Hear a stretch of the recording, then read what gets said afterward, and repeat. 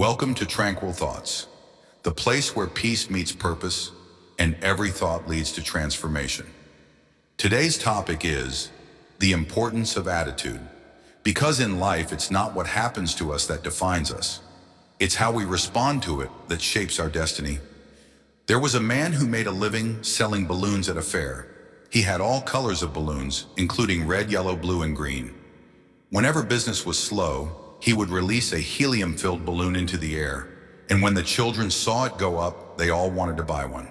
They would come up to him, buy a balloon, and his sales would go up again. He continued this process all day. One day he felt someone tugging at his jacket. He turned around and saw a little boy who asked, "If you release a black balloon, would that also fly?"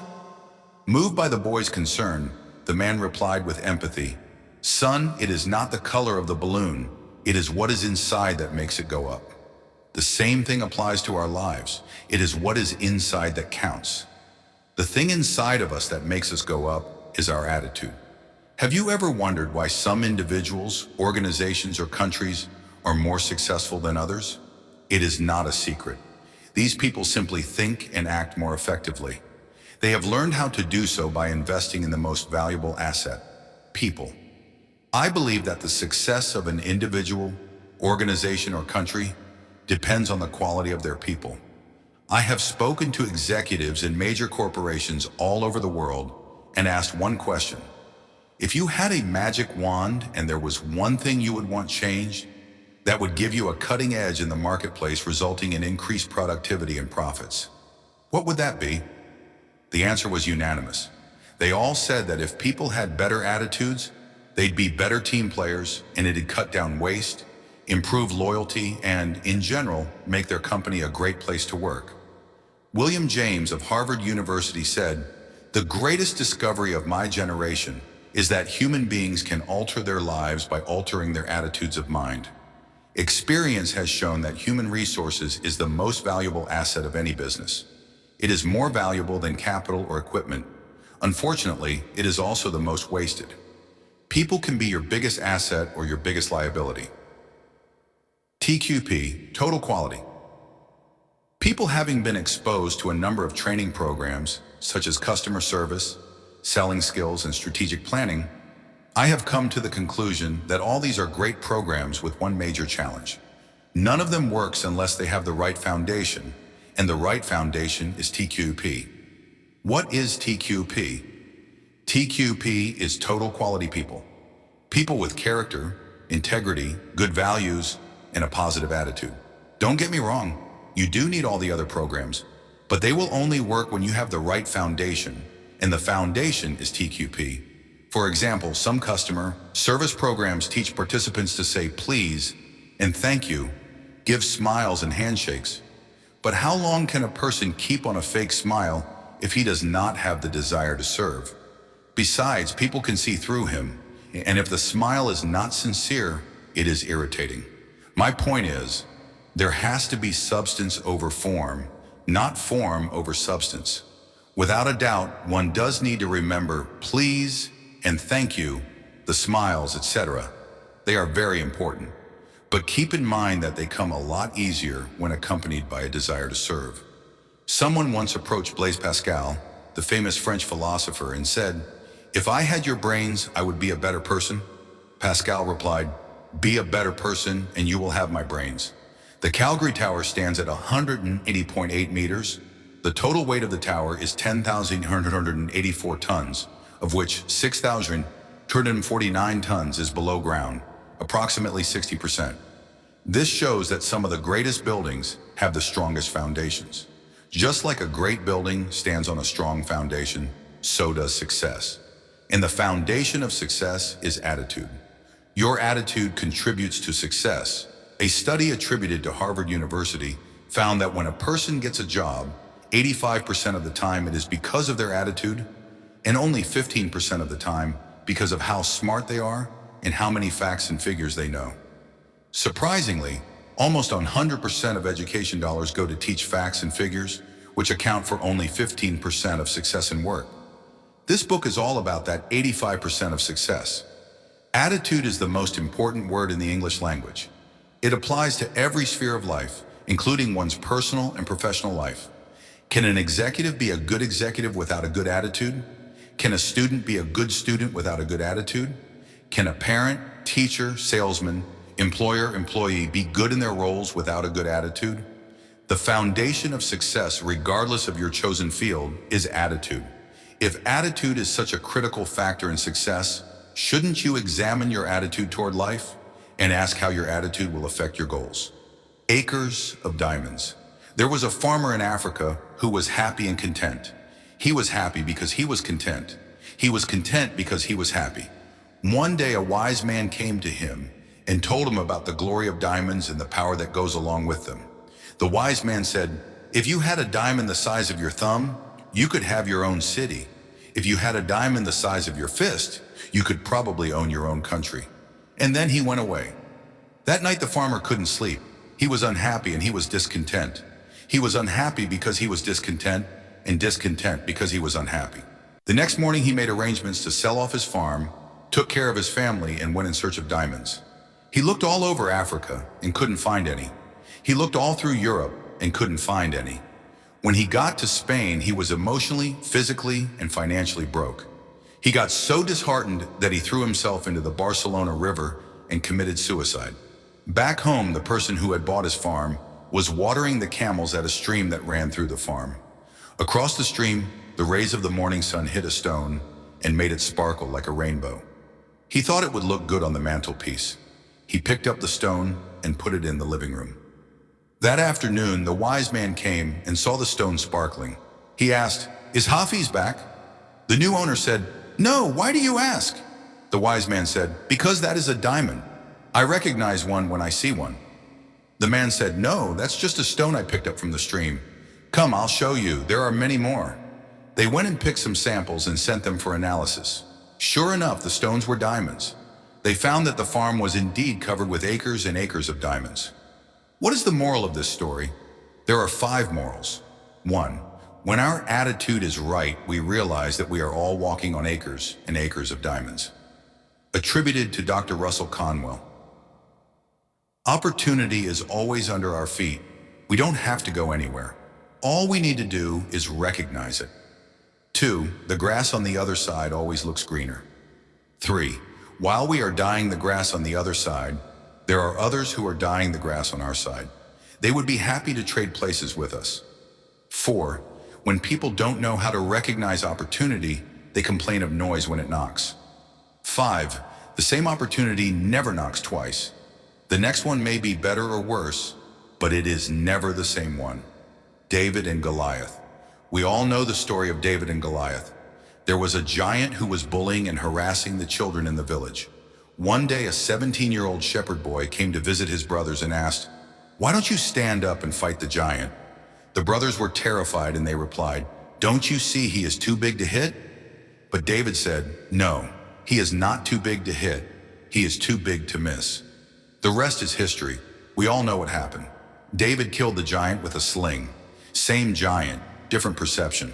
Our attitude determines how we look at a setback. To a positive thinker, it can be a stepping stone to success. To a negative thinker, it can be a stumbling block. Great organizations are not measured by wages and working conditions.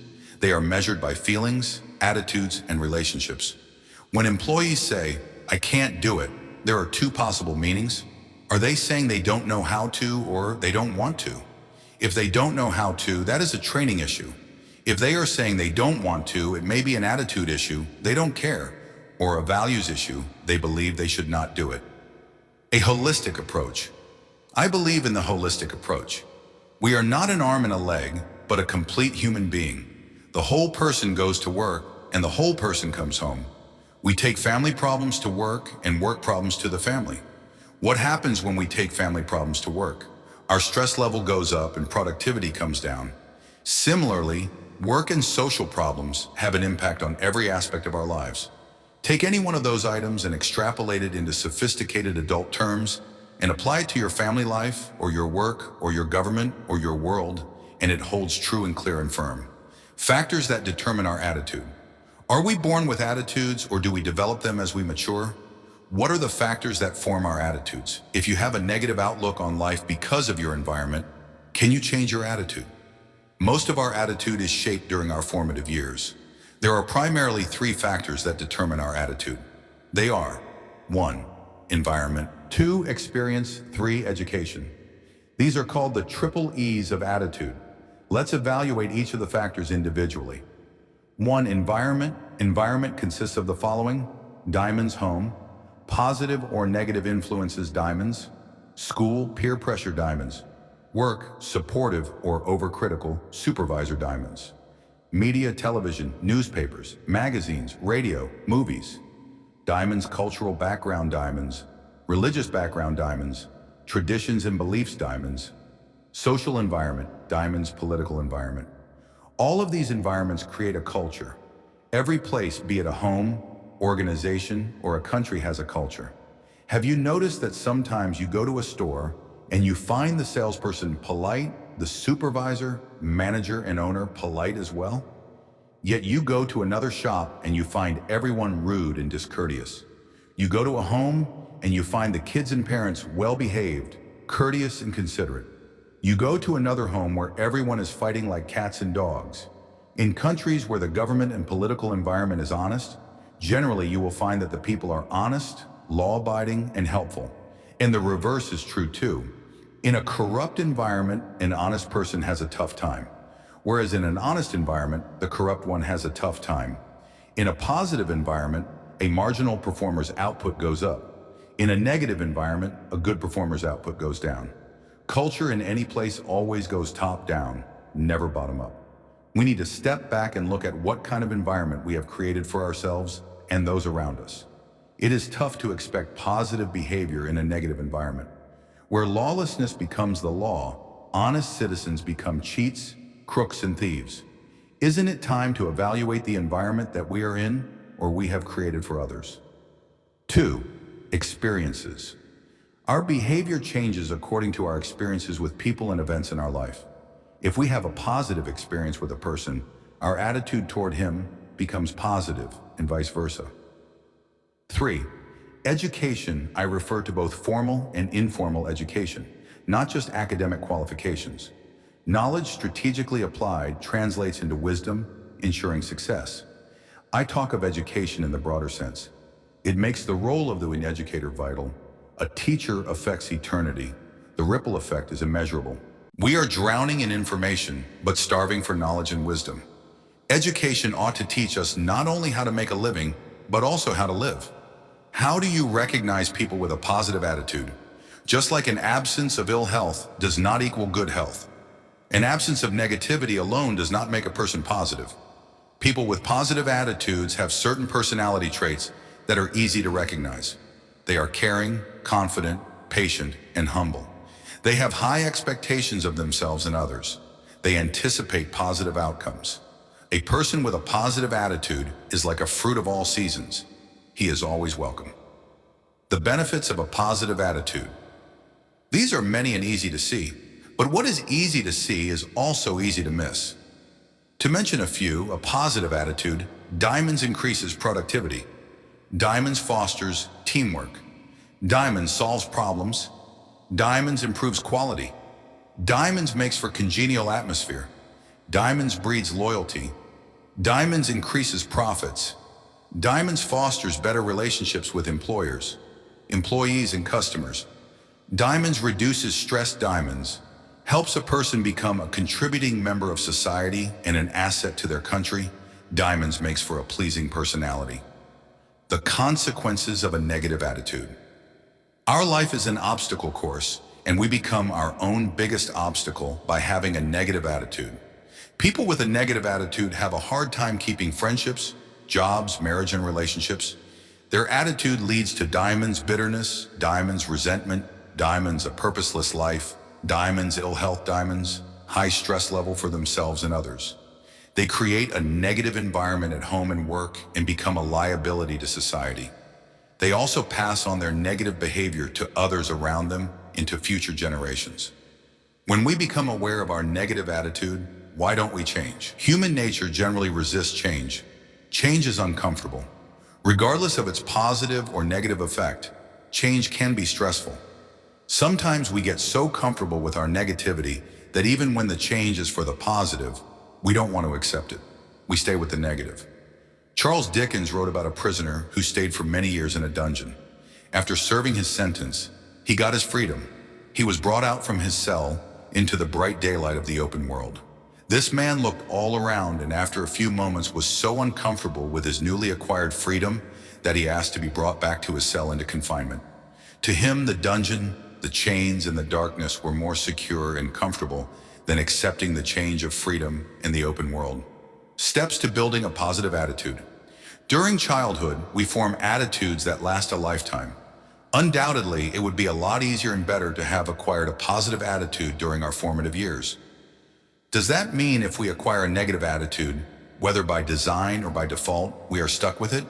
Of course not. Can we change? Yes. Is it easy? Absolutely not. How do you build and maintain a positive attitude? Become aware of the principles that build a positive attitude. Desire to be positive. Cultivate the discipline and dedication to practice those principles. As adults, regardless of our environment, education, and experience, who is responsible for our attitude? We are. We have to accept responsibility sometime in our lives. We blame everyone and everything but ourselves. It is up to us to choose our attitude every morning. As adults, we need to accept responsibility for our behavior and actions. People with negative attitudes will blame the whole world, their parents, teachers, spouse, the economy, and the government for their failures. You have to get away from the past. Dust yourself off. Get back into the mainstream. Put your dreams together and move forward. Thinking of the positive things that are true, honest, and good will put us in a positive state of mind. If we want to build and maintain a positive attitude, we need to consciously practice the following steps. Step 1, change focus. Look for the positive. We need to become good finders. We need to focus on the positive in life. Let's start looking for what is right in a person or situation instead of looking for what is wrong. Because of our conditioning, we are so attuned to finding fault and looking for what is wrong that we forget to see the positive picture. Even in paradise, fault finders will find faults. Most people find what they are looking for. If they are looking for friendship, happiness, and the positive, that is what they get. If they are looking for fights or indifference, then that is what they get. Caution: looking for the positive does not mean overlooking faults. Looking for the gold. As a young Scots boy, Andrew Carnegie came to America and started doing odd jobs. He ended up as one of the largest steel manufacturers in the United States. At one time, he had 43 millionaires working for him. Several decades ago, $1 million used to be a lot of money. Even today, it is a lot of money. Someone asked Mr. Carnegie how he dealt with people. Andrew Carnegie replied, "Dealing with people is like digging gold. When you go digging for an ounce of gold, you have to move tons of dirt to get an ounce of gold. But when you go digging, you don't go looking for the dirt, you go looking for the gold." What is your focus? Become a digger for gold. If you are looking for what is wrong with people or with things, you will find many. What are you looking for? Andrew Carnegie's reply has a very important message. There is something positive in every person and every situation. Sometimes we have to dig deep to look for the positive because it may not be apparent. Besides, we are so used to looking for what is wrong with other people and situations, we forget to see what is right. Someone once said that even a stopped clock is right twice a day. Remember, when you go looking for gold, you have to move tons of dirt to get to an ounce of gold. But when you go looking, you don't go looking for the dirt, you go looking for the gold. Write these action steps down on a 3x5 index card and read them every day for the next 21 days. For the next 30 minutes, answer the following questions. 2. How can you use each step at home, at work, socially? 3. Make a list of the things you would like to change about yourself. 4. Then list the benefits to you and others of each change. 5. Finally, establish a timetable and commit yourself to make the changes. Remember, your attitude is your silent superpower. It won't change the situation, but it will change how you rise above it. If this message made you think, or even changed your perspective a little, don't forget to like, subscribe, and share with someone who needs it. This is Tranquil Thoughts, where calm minds create powerful lives. Until next time, stay positive, stay grounded,